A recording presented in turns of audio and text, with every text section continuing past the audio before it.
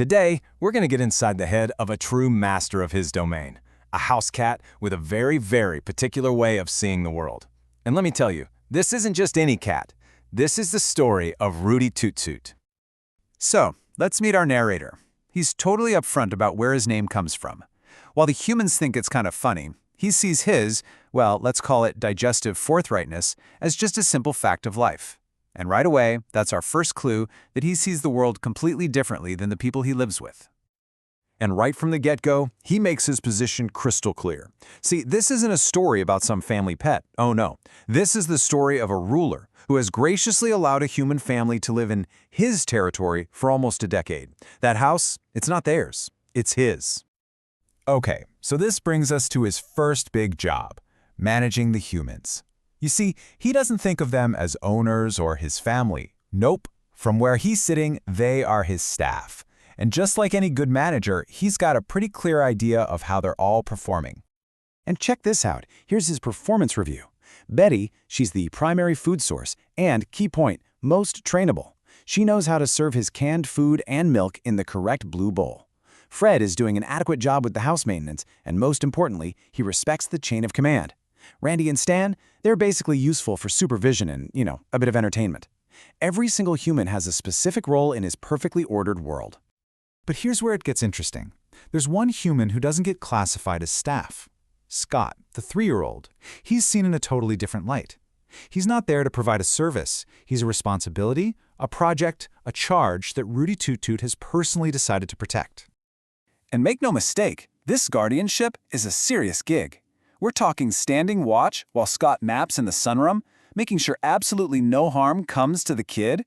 He even sees it as his duty to teach the toddler the fundamentals of cat language, responding to his little cooing sounds with purrs. It's basically a masterclass in interspecies diplomacy. Now, this feeling of being in complete control isn't just about the humans. It extends to every single square inch of his kingdom, both inside the house and out. Inside, every spot is chosen for a reason. The kitchen is for supervising breakfast prep naturally. The sunroom is perfect for napping and neighborhood surveillance. And that planter box on the patio? That's the perfect strategic perch for observing the humans' weird ping-pong rituals. Nothing is random, it's all part of the master plan. And believe me, that strategic thinking goes right outside with him. The back patio isn't just a nice place to catch some sun. No way.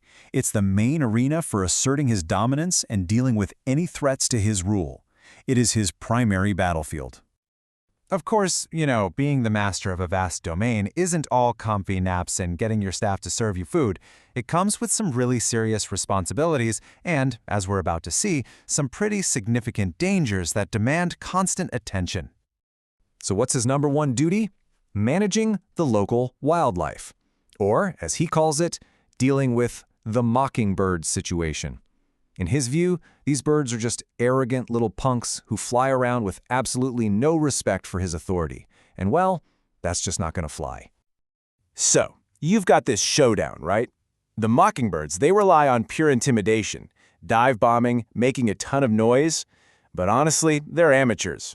Rootie Toot Toot is bringing years of professional hunting experience, lightning-fast reflexes, and some serious strategic patience to this fight. It's not even a fair matchup, really. And the whole conflict ends, well, decisively. He leaves what he considers a trophy on the back porch as a little gift for Betty. Now, she reacts with complete human horror, of course, but he knows what's up. He's sent a crystal clear message. His reputation as the neighborhood's top mockingbird disciplinarian is officially secure. So he's the undisputed king of his house, his staff, and all the local wildlife. You'd think he has it all figured out. But there is one element in his domain that just won't bend to his will. One threat that his natural skills can't completely conquer. Fern Street, the eastern border of his entire territory.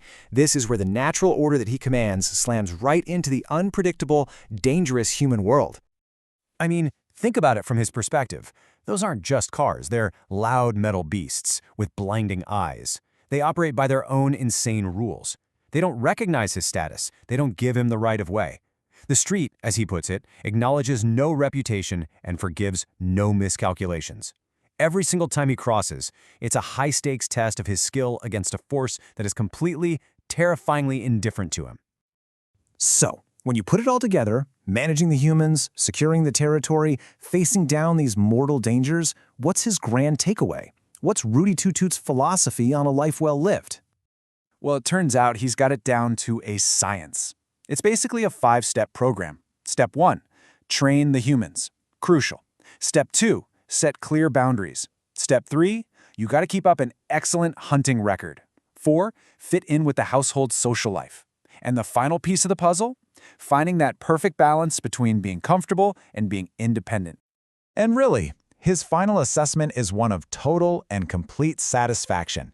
He looks around his kingdom and he sees a world that is running perfectly, not by accident, but as a direct result of his own expert management and, let's be honest, his superior talents.